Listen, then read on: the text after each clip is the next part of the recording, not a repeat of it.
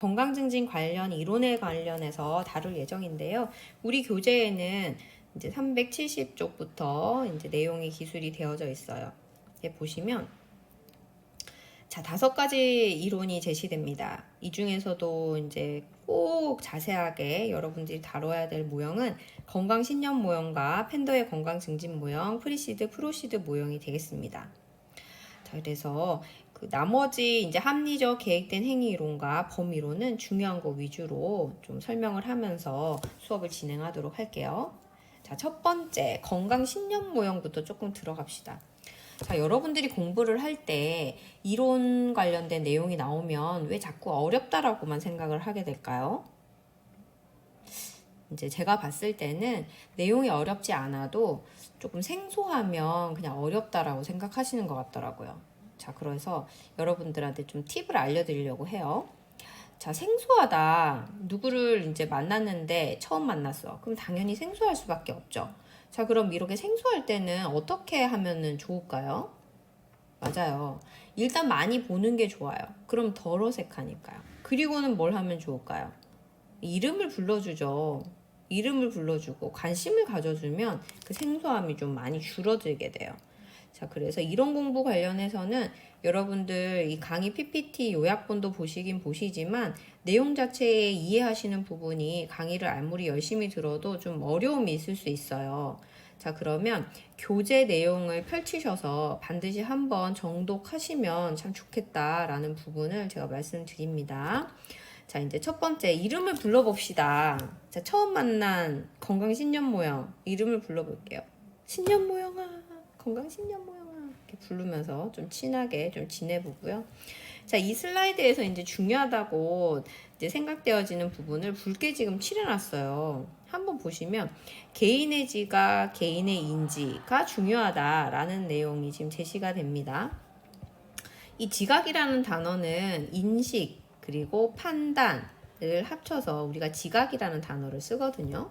그럼 결국은 이렇게 좀 잘라서 보면 이 모형을 만든 학자는 뭐를 되게 중요하게 생각을 했냐 하면 이 건강에 관련해서 개인이 어떻게 생각하는지에 따라서 건강 관련 행동이 달라진다라는 것을 이제 주장했다는 걸 볼 수가 있어요. 자, 그러면은 자, 우리는 인간이 사람마다 가지고 있는 이런 신념이 같을까요? 다를까요? 맞아요. 다 다르겠죠. 왜? 생각이 다르고 받아들이는 인식 다르고 인식과 생각이 다르기 때문에 판단이 다르잖아요. 자, 여기에 포커스를 맞춰서 이제 이 모형을 만들게 돼요.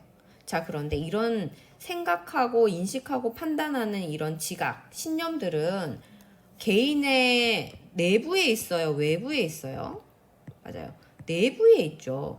내적인 부분에 굉장히 포커스를 많이 두고 만들었어요. 이 건강신념 모형 자체는 심리학자 베커라는 사람이 1950년도 때 만들었거든요.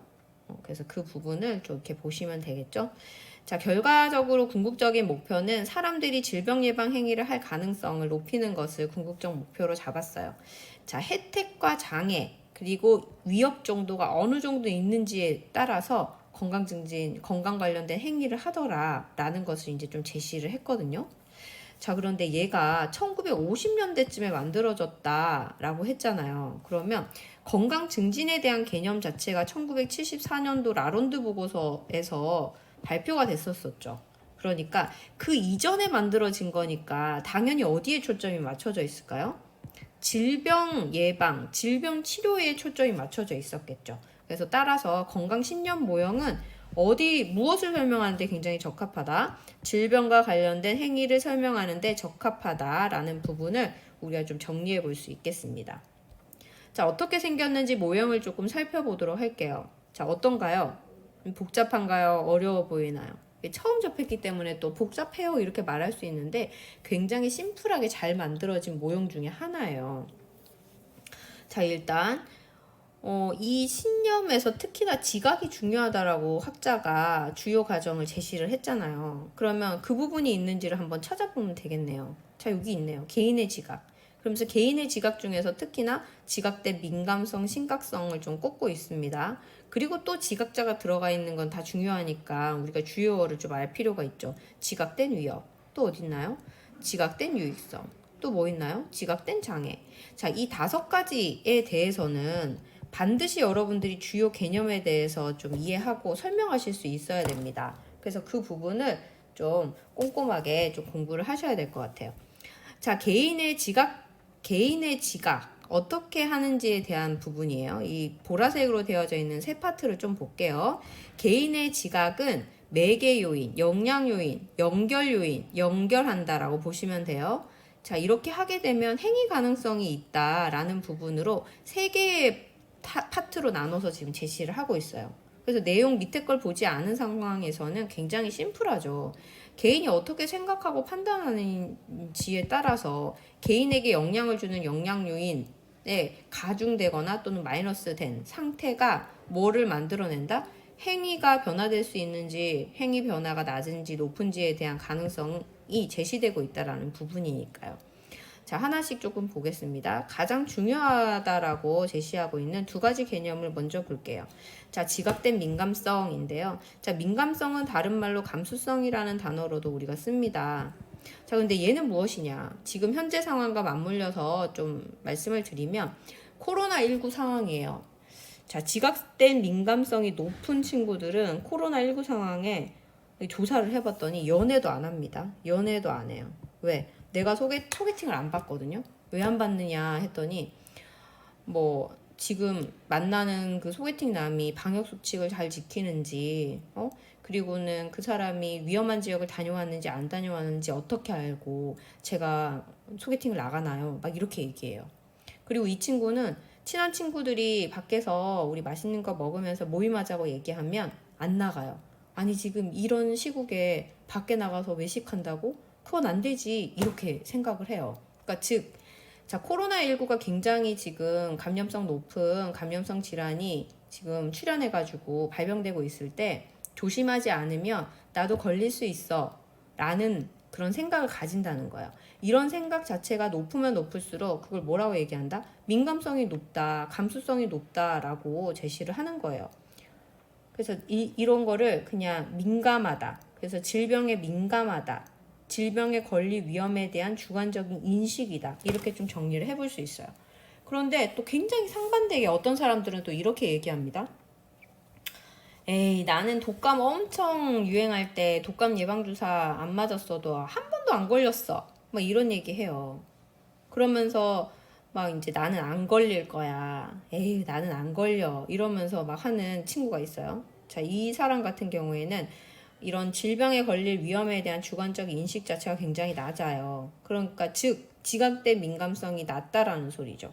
자, 지각된 민감성이 낮은 사람들은 결국 어떨까요? 방역 수칙 잘 안 지키겠죠. 방역 수칙 잘 안 지켜도 안 걸릴 거야. 뭐 이렇게 생각하는 사람들이거든요. 질병에 민감하지 않은 거죠.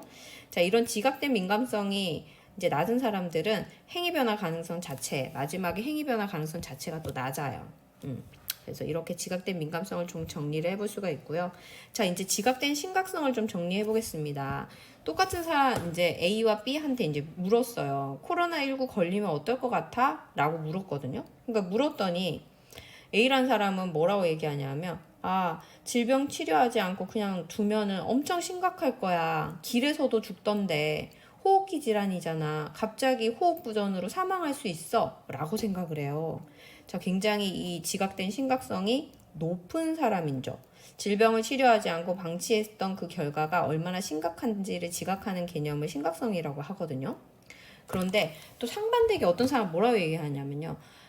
코로나19에 걸리면 어떨 것 같아? 이러니까 에이, 경증 환자가 많더라. 그래서 뭐 그냥 가볍게 지나가겠지. 독감하는 수준 아닐까요? 이렇게 얘기해요. 자, 이런 사람들 같은 경우에는 이런 심각성 자체가 낮아요. 자, 그러면 방역 수칙은 누가 더 열심히 지킬까요?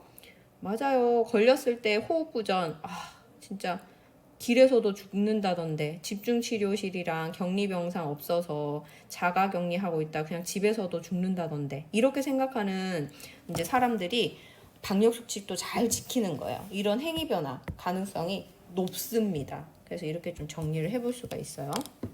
자, 결국은 이 지각된 민감성과 지각된 심각성은 질병에 대한 지각된 위협 정도를 높여요. 자, 그러면 행위 변화 가능성도 높아지게 되죠. 위협이라는 것은 질병이 나에게 가져다주는 위협감이라고 생각을 하시면 됩니다.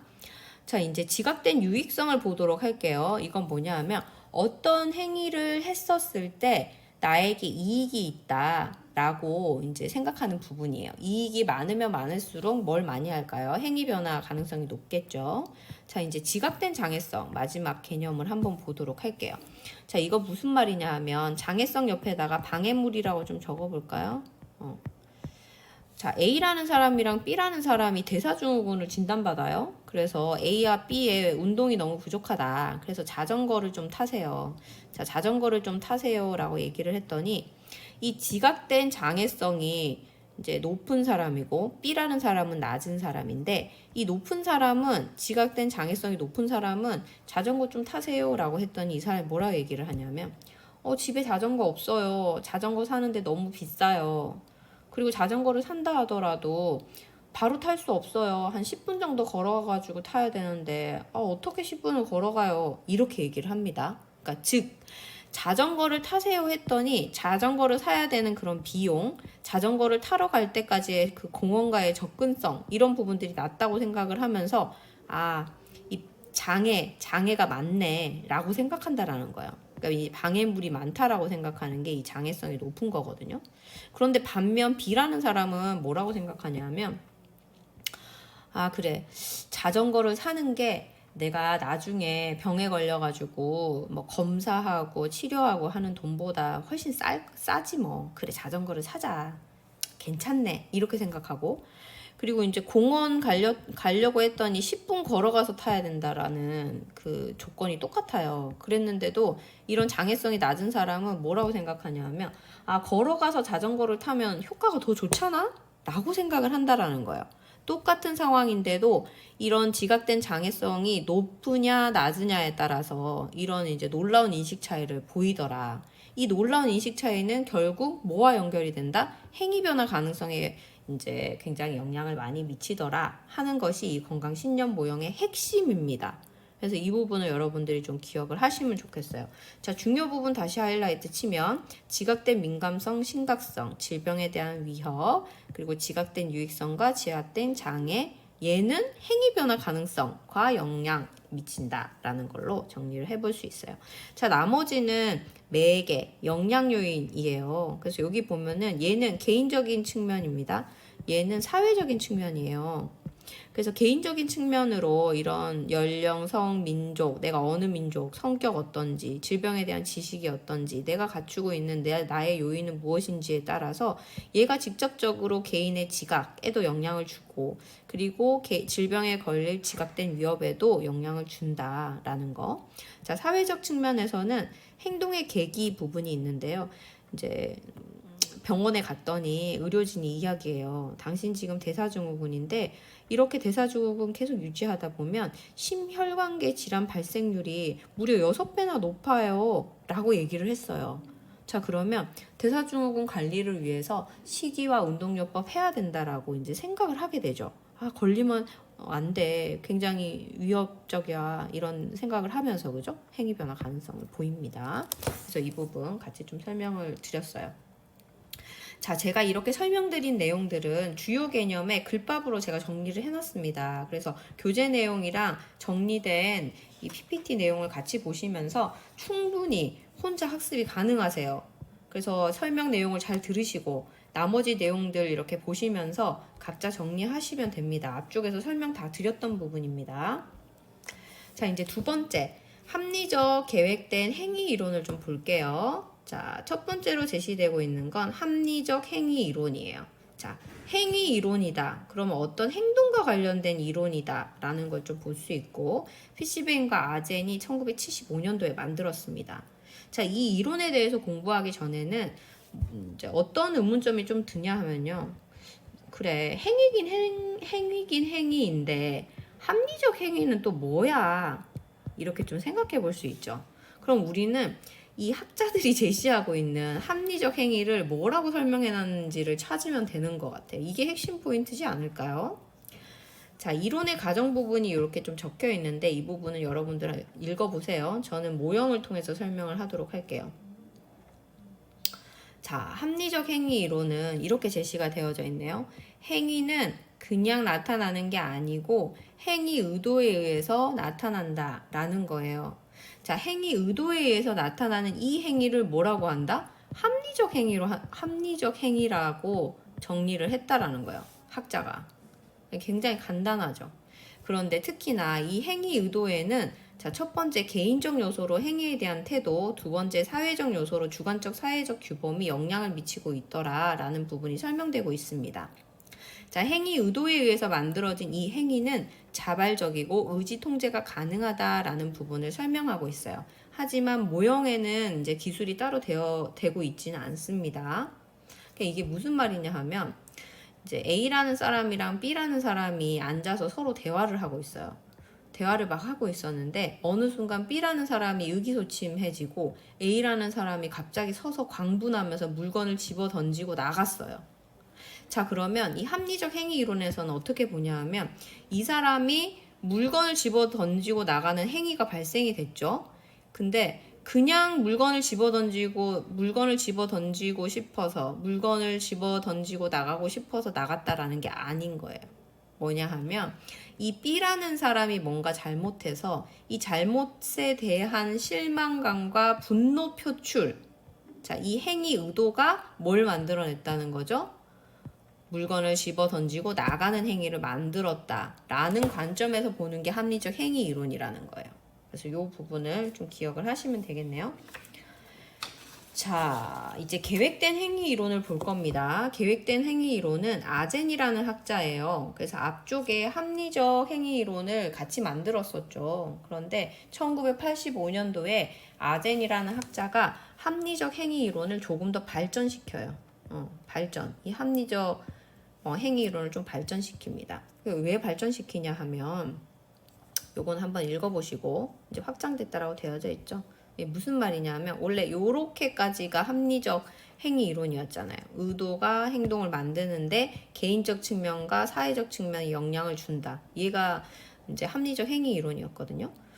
근데 똑같이 예시를 들어서 A와 B 상황이 있고 C와 D의 상황이 있어요. 똑같은 상황이에요. B가 잘못했고 D가 잘못했어요. 근데 A는 물건을 집어던지고 나가고 C는 참는 거예요.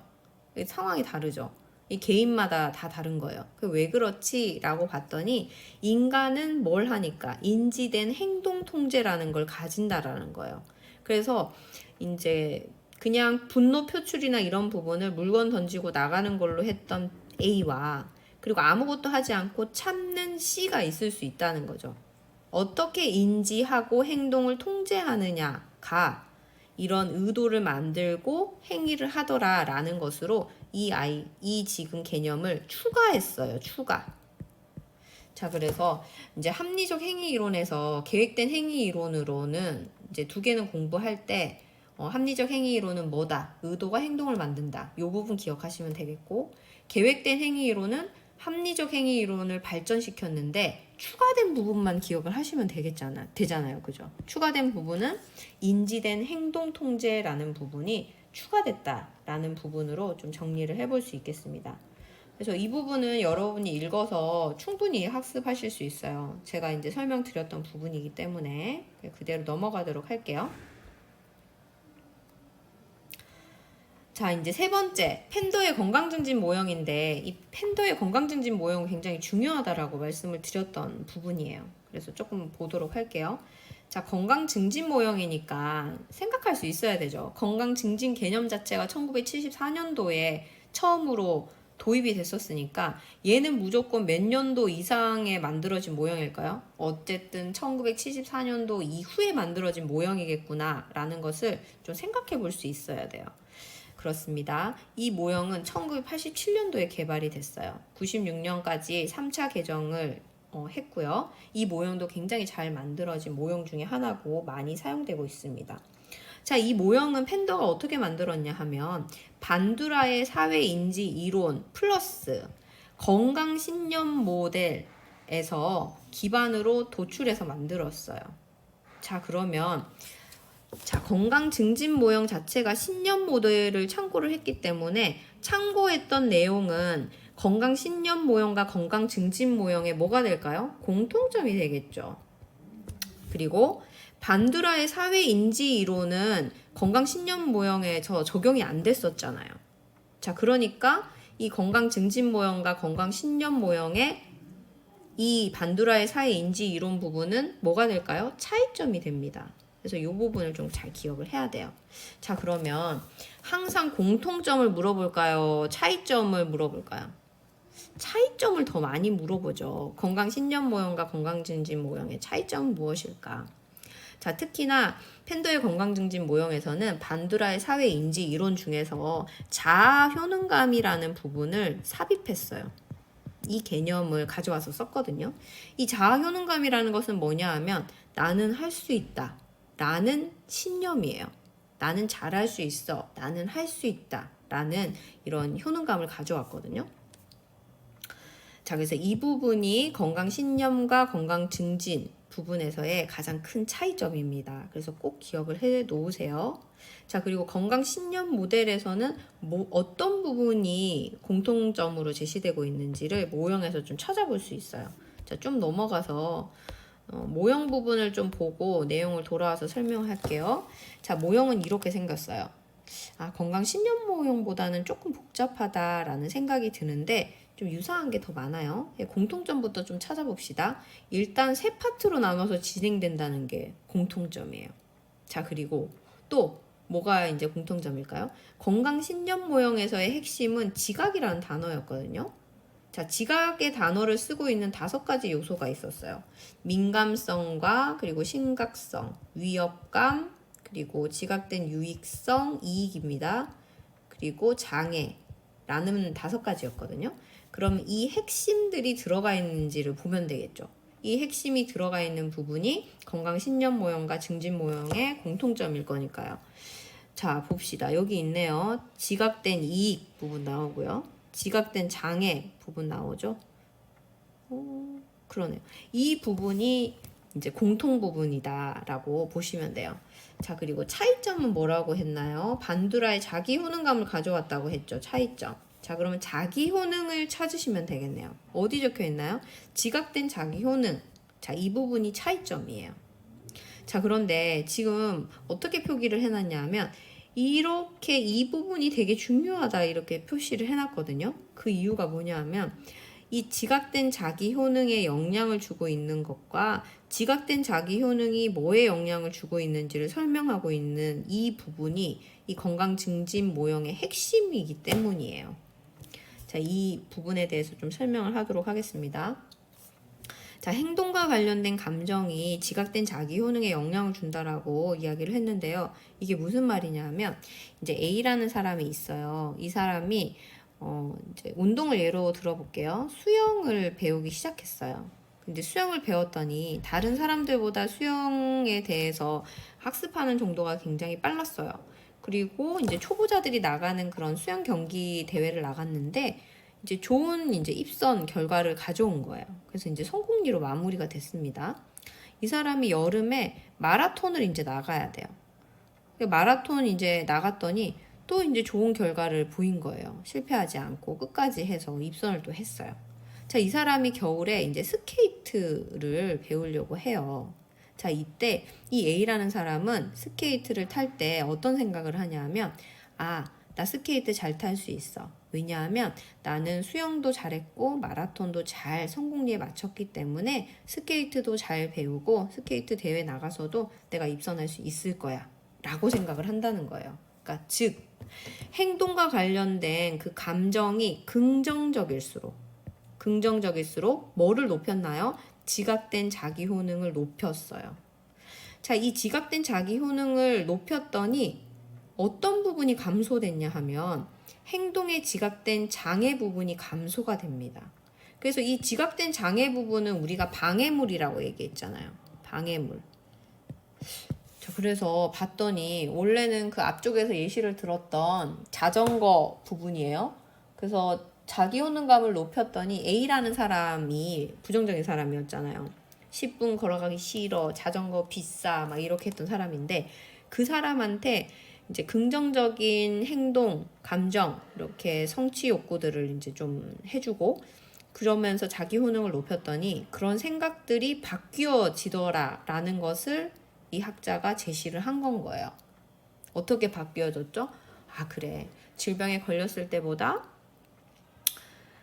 그 검사 치료비보다 자전거 값이 더 싸다. 이렇게 생각이 들어지고, 그리고 그 10분, 어떤 사람들은 공원 가려고 하면은 20분, 30분씩 차를 타야 된다던데 나는 도보로 10분밖에 걸리지 않네? 이렇게 생각을 한다라는 거예요.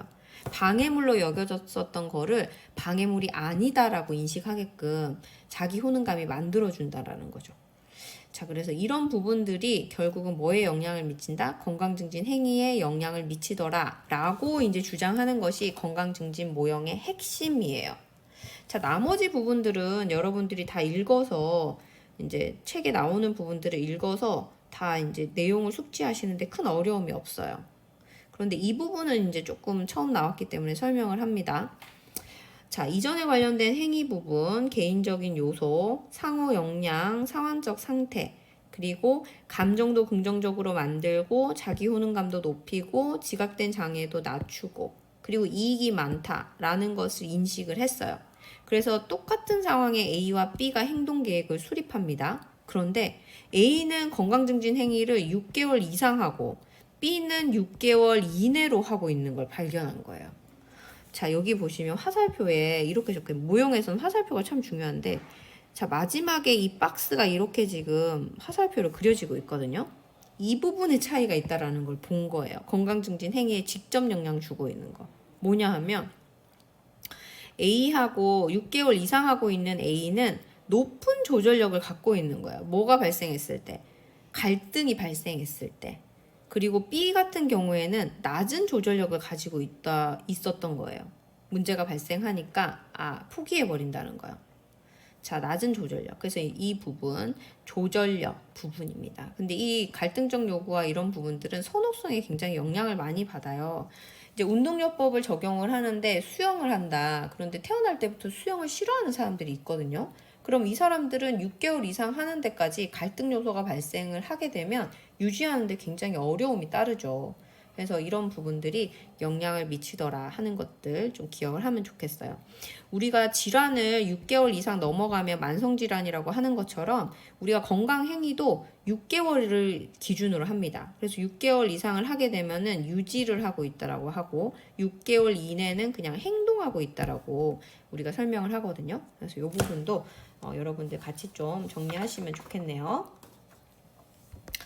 자, 그리고 넘어와서 그 부분 이제 중요 핵심 파트 부분을 그림으로 정리하면 이렇게 정리할 수 있어요. 긍정적인 행위와 관련된 감정이 높으면 높을수록 자기 효능감이 높아지고 이 높은 자기 효능감은 지각된 장애성을 낮춘다. 얘는 정말 중요하니까 꼭꼭 기억하시면 좋겠습니다.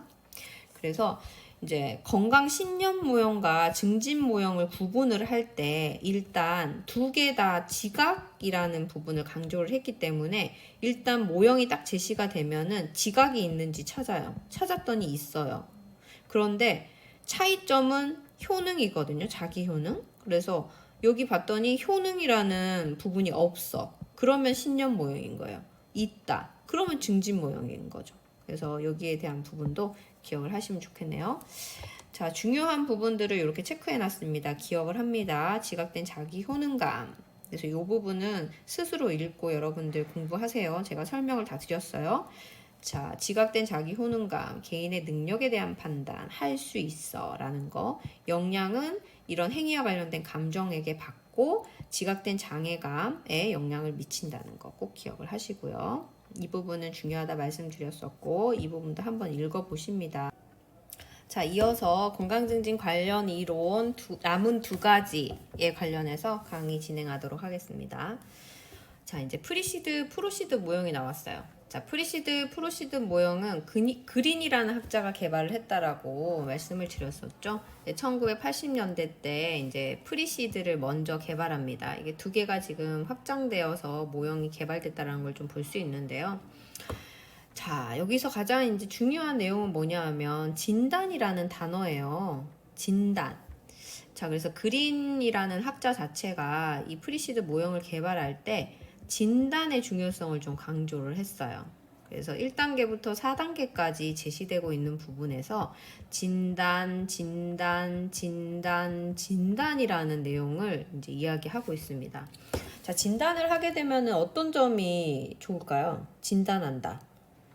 그렇죠. 진단을 하게 되면은 문제점이 뭔지 찾을 수 있어요. 문제점을 찾아볼 수 있다라는 점을 좀 꼽을 수가 있습니다.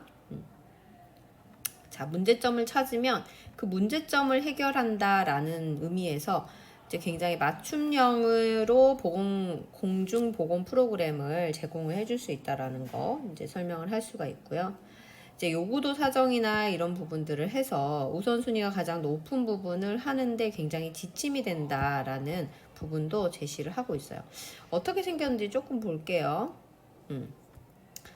자, 여기서 한번 보시면은 모형이 이렇게 생겼어요. 이제 프리시드 한번 다뤘었는데 프리시드 진단 한번 찾아볼까요? 진단.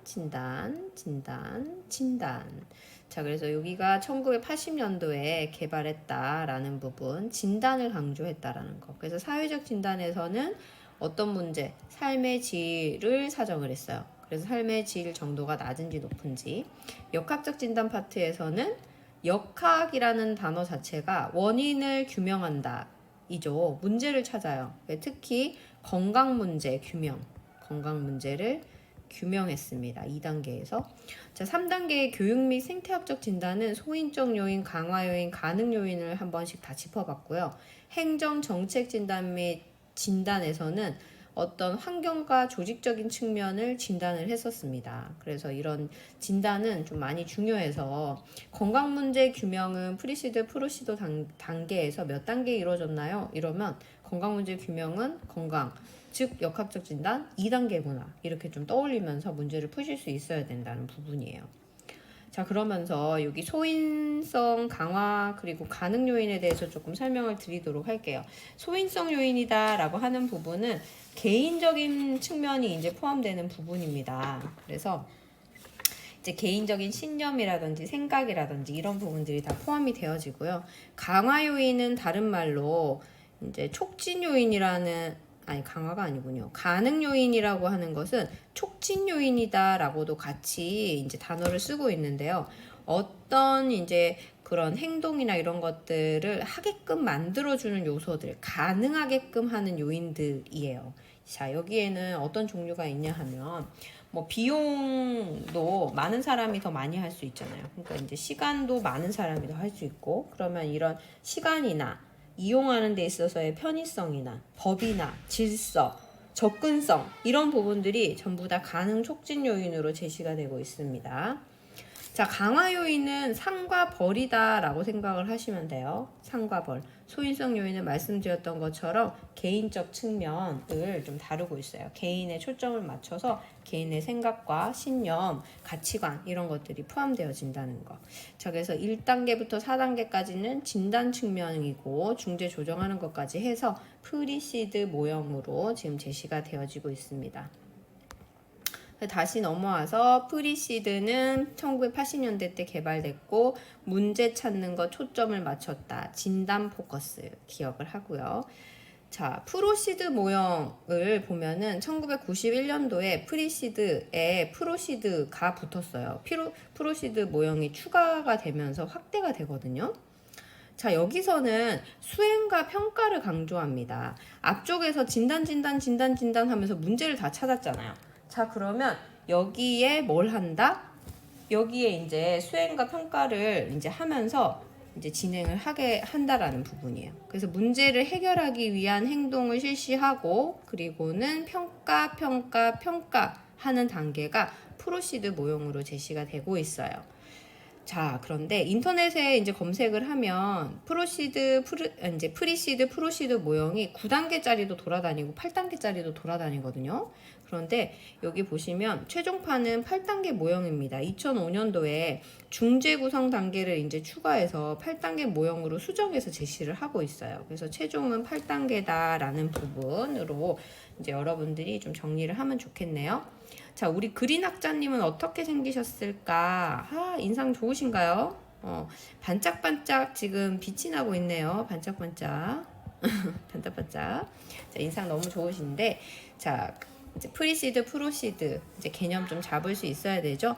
진단이 먼저 필요해라고 제시를 하면서 수행에 앞서서 진단, 프리시드 그리고 중재와 평가, 프로시드를 제시를 했어요.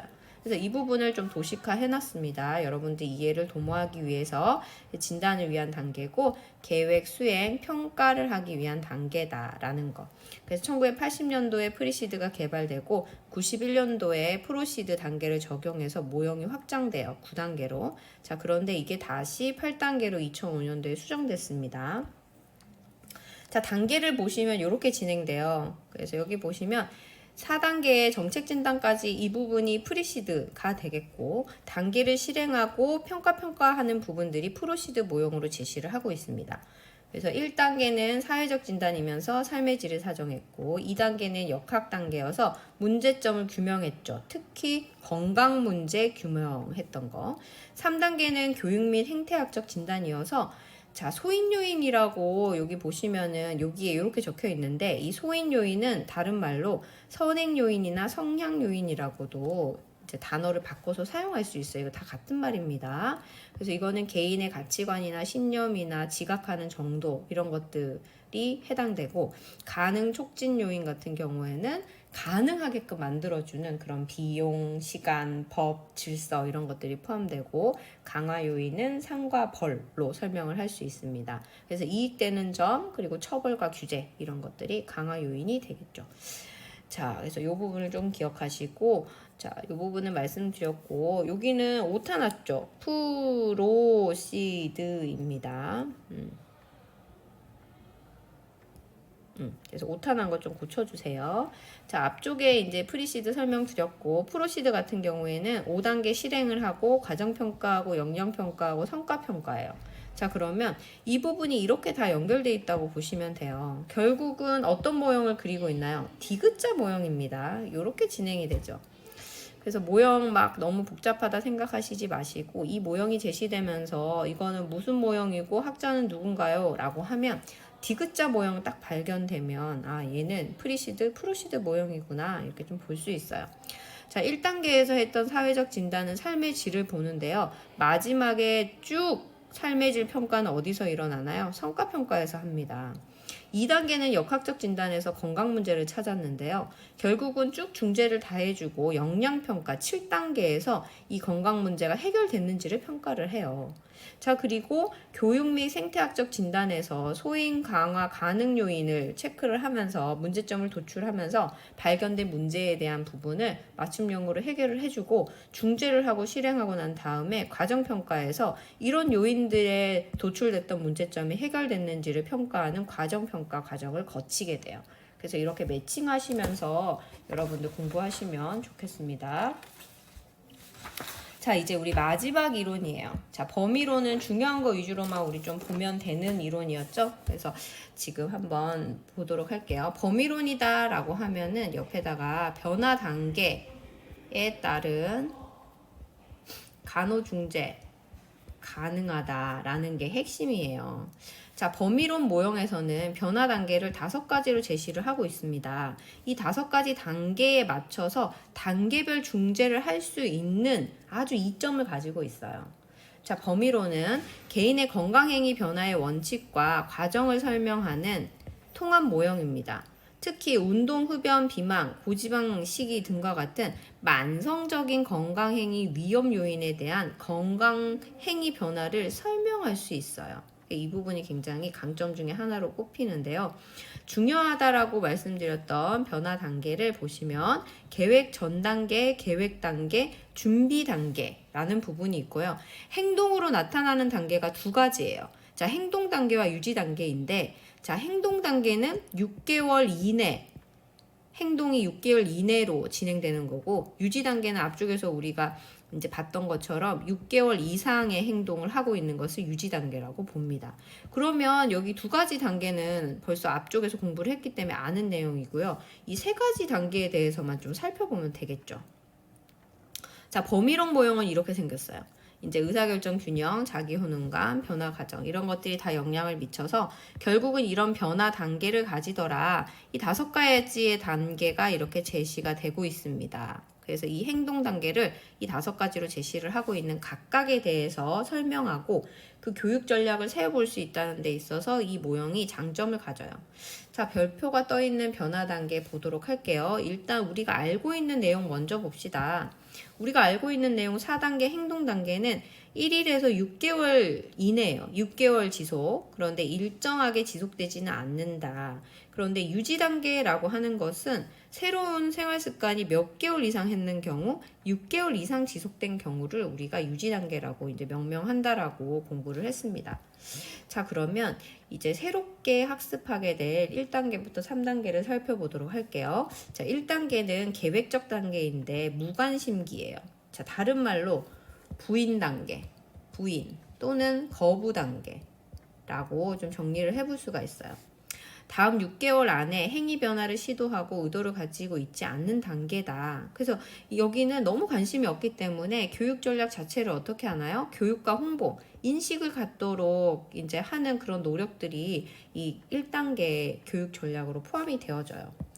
자, 두 번째는 계획 단계입니다. 향후 6개월 이내에 변할 마음이 있는 단계예요. 자, 6개월 이내에 변할 마음이 있는 단계.